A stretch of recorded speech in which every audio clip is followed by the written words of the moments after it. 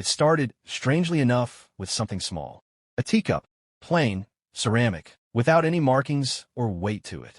The kind passed around in quiet military meetings to show courtesy. Nothing special. The kind of thing you'd forget 5 seconds after setting it down. But this teacup, almost carried death. They were sitting under a mango tree. A casual circle of senior officers. Nothing about it out of the ordinary. Just another quiet discussion at a military base outside Ouagadougou. Logistics, supplies, movement plans. It was a calm afternoon, warm air and rustling leaves, and the conversation carried on like any other.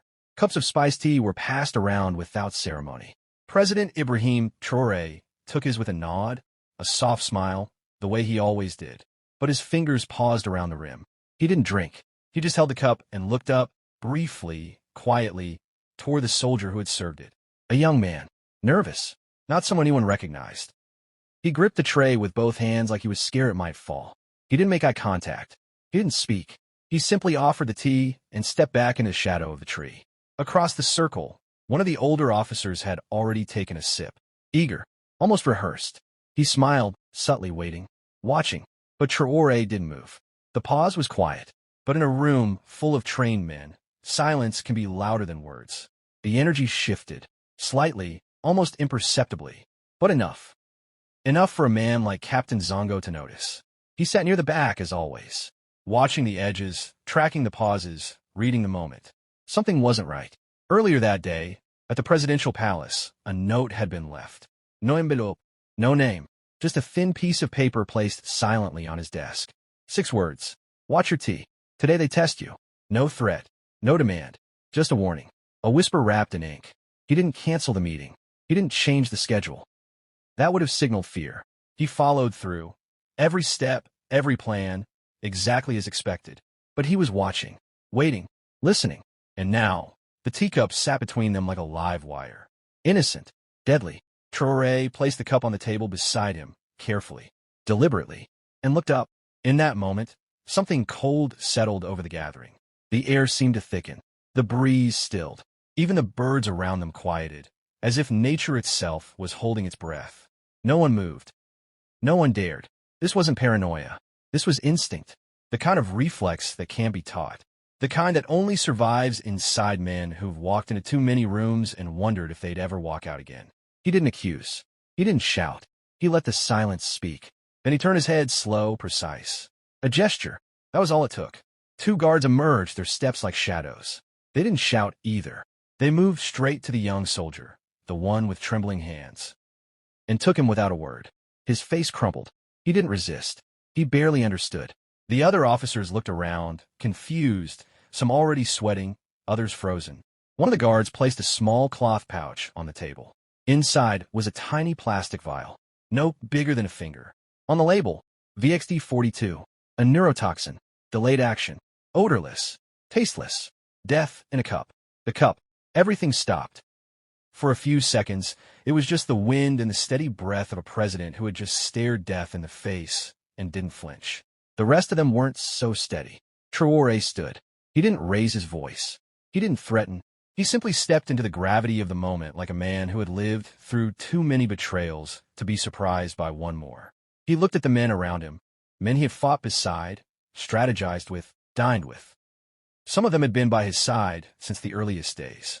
Others newer, less rooted. Now he had to wonder, how many of these men were exactly who they appear to be? He had fought rebels, insurgents, mercenaries. But this betrayal in the shadow of a tea tree was worse than any battlefield ambush. It was the kind of betrayal that grew quietly like rotten side wood, until everything broke. The officer who had sipped the tea, the one who had smiled a moment too early, stood out now. Too calm, too still. But Traoré didn't confront him. Not directly. Not yet. Instead, he issued an order. Not a loud one. Just 2 words. 2 words through a walkie-talkie that shifted everything. Bring him. More soldiers stepped forward, dragging the tea server, now bound at the wrists. His knees gave out when they set him in front of the group. He could barely speak, but the evidence spoke for him. The vial had been found hidden in his sock. It would have taken only a drop. And if Traoré hadn't paused, if he had trusted the moment like he always had, he would have been dead within minutes. And so, the circle remained frozen. Faces pale, some afraid, some pretending not to be. Traoré stared at the teacup again. It wasn't just about poison anymore.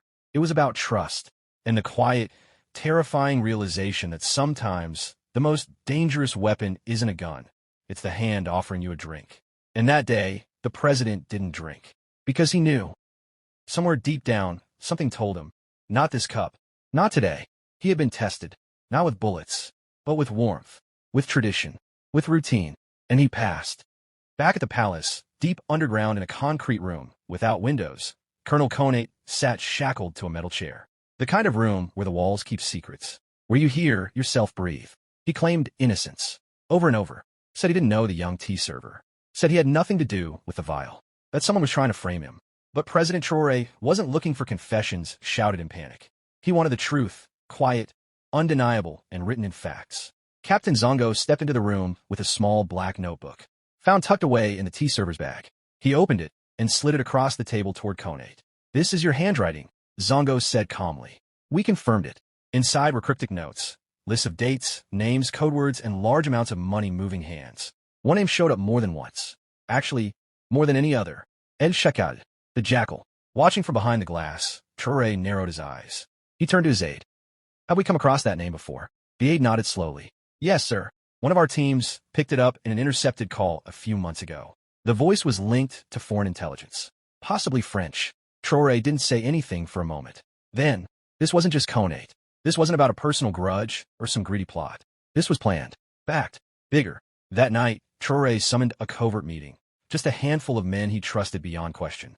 Zongo, 2 seasoned intelligence officers, and a civilian cyber analyst, one who had cracked encrypted files during the last coup. They met quietly in the war room. Zongo dropped the notebook onto the steel table. "This jackal, he's the one behind it all. He commands. The kid with the tea? Just a pawn. Konate? Just a carrier." Traoré nodded. "Then we don't chase pawns. We find the player." The cyber analyst got to work. Fast.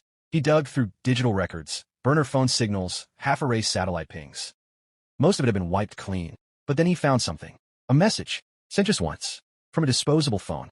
"For the cup tomorrow, he will see nothing." It had been sent from less than 2 kilometers away, from near the French consulate in Ouagadougou. Zongo leaned in. "So he's still here."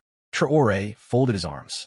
"If he's still breathing the same air as us, then we're not chasing a ghost. We're hunting a man." And the game shifted. No longer about a betrayed president. Now, it was about stopping a silent war. The target, Le Chacal, a ghost with a name, and blood on his hands. The trail led them to a sleek apartment block in Ouaga 2000, a polished neighborhood where diplomats and aid workers came and went without question. No Hodwa Cameras, no building registry showing anything suspicious. But that's what made it suspicious. "This guy knows how to stay hidden," Zongo muttered. "Too well." President Traoré studied the map laid out in front of him. "We don't knock on the door," he said. "We slip through the cracks." So began Operation Glass Eye, quiet, unmarked, and invisible. No uniforms, no gunfire, no public faces, just shadows watching shadows. Surveillance teams took positions. One disguised as a fruit seller, another, a janitor. A soldier pretending to be a maintenance man slipped cameras into hallway vents. Day 3, they finally spotted him. A tall, pale man, impeccably dressed, hat always on, moved with precision. Calm, deliberate. He had keys to apartment 3B, the same unit that pinged the poison message. He never left at the same time, never used the same car twice. But he ordered food. That was his mistake. When Traoré heard, he smiled. "Let's deliver it personally." That evening, Zongo put on a delivery uniform and walked to the door with a bag of food and a tiny recorder. The man opened the door, silent and stern. Paid in cash. Shut the door. But the recorder captured more than words. It caught tone, footsteps, breathing. Back at the palace, software ran his voice through a database. Match found. Alexander Morel, a former French intelligence officer. Officially retired. Unofficially, known in the underground as Le Chacal. The man who ordered Traoré's death over a cup of tea. But they couldn't arrest him outright.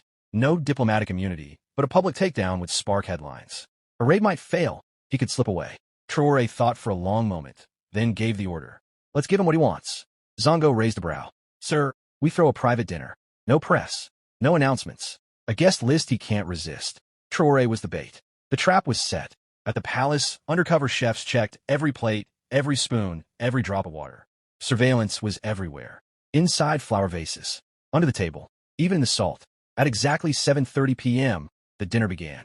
Traoré wore a modest tunic. No medals, no rank. He looked like just another man at the table. Then a waiter walked in, with drinks, but he wasn't one of theirs. Zongo stiffened in the surveillance room. Who is that? He's not on our list. The camera zoomed in. The waiter moved smoothly, too smoothly, but his hand trembled, just a little. He placed the tray on the table and stepped back. Traoré picked up a glass, studied the man. Would you care to share a drink with your president? The man hesitated. That was all it took. You've been running a long time, Alexander, Traoré said softly. But you made a mistake. Chair scraped. Guards rushed in. The man reached into his sleeve. Something small, sharp. Zongo was faster. He tackled him to the floor. No gun, Traoré asked, walking over. Just poison again? You really thought I'd fall for it twice. Morel, Lushakal, looked up, breathing hard. You've made enemies you can't fight, he said. Traoré knelt beside him. I'm not fighting them, he replied. I'm outlasting them. Then he stood and gave the final order. No press. No noise. Fly him out tonight. Deep cell. No face. No name. The man who tried to kill the president, twice, disappeared into the dark. No photos. No leaks. Just silence. But Traoré knew it wasn't over. The next morning, he sat alone, holding that same ceramic teacup. Empty now, but still heavy. He thought of the young soldier who carried poison without knowing what it meant. He thought of Konate, now in chains. And he thought of the millions who would never know just how close they came to losing their leader. Then came a knock. Captain Zongo. Sir, the Academy is ready for your speech. Later that day, President Traoré stood before hundreds of cadets. No paper. No rehearsed lines. Some of you think wearing this uniform gives you power, he began. But what it really gives you is responsibility. He raised the teacup. This nearly killed me. Not because of what was inside, but because I trusted the wrong person to hand it to me. He looked at their young faces. I survived not because I'm clever, but because I never forgot this. A nation is only as strong as its lowest guard's loyalty. Then he turned to Zongo, held out the cup. This isn't a symbol of death anymore. It's a reminder of survival. He placed it beside the flagpole. Let it sit in the open for the next generation to see. That evening, as the sun dipped low, Traoré sat on the palace rooftop. Alone. He knew more attempts would come. More poison. More jackals. But each time, they'd find him ready. Not because he wanted to fight, but because he refused to kneel. The cup stayed behind. Not in a glass case. Not buried in memory. It became part of the future. A symbol not of fear, but of vigilance. Of endurance. Of a man who refused to be broken. In the end, it was never just about the tea. It was about trust, betrayal, and the silent battles fought behind closed doors. President Traoré didn't just survive, he sent a message. Power without loyalty is poison.